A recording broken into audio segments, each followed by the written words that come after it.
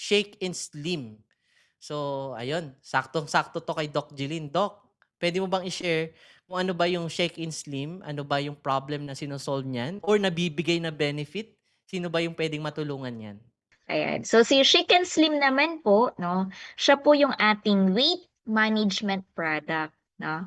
So karaniwan po 'no, ginagamit po 'yan bilang bahagi ng weight loss 'no or slimming program po, 'di ba? So may program po tayo diyan 'no, at iniinom po 'no, bilang supplement na rin po sa diet plan. Kumbaga ba ina-add siya sa diet plan, puwede din po 'no.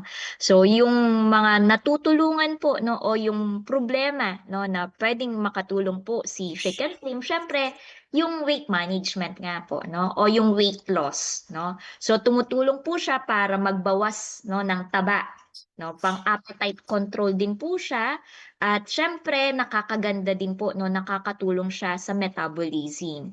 So posible po na makatulong si Shaken Slim sa mga gustong magbawas ng timbang 'no.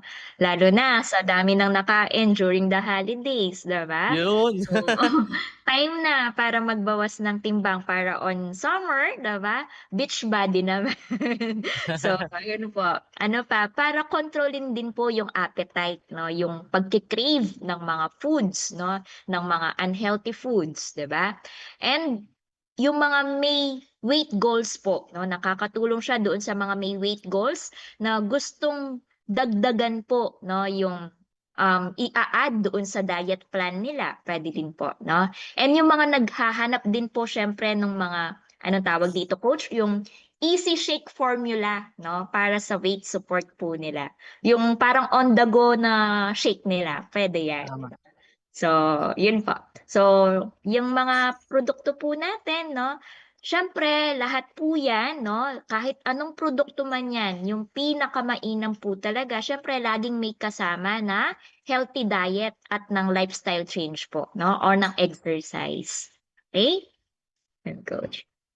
Yun, thank you so much, Doc Jeline. Grabe 'no, hindi lang siya pampapayat 'no or pangbawas ng taba kundi pang-boost din ng energy at siyempre Meron din siya pampaganda din.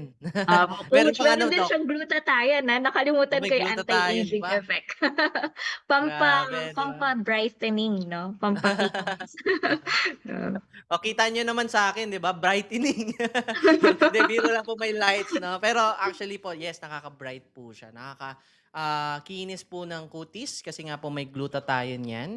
And isa din po 'yan sa araw-araw nating iniinom 'no. Actually nahalo ko siya sa, oatmeal 'no.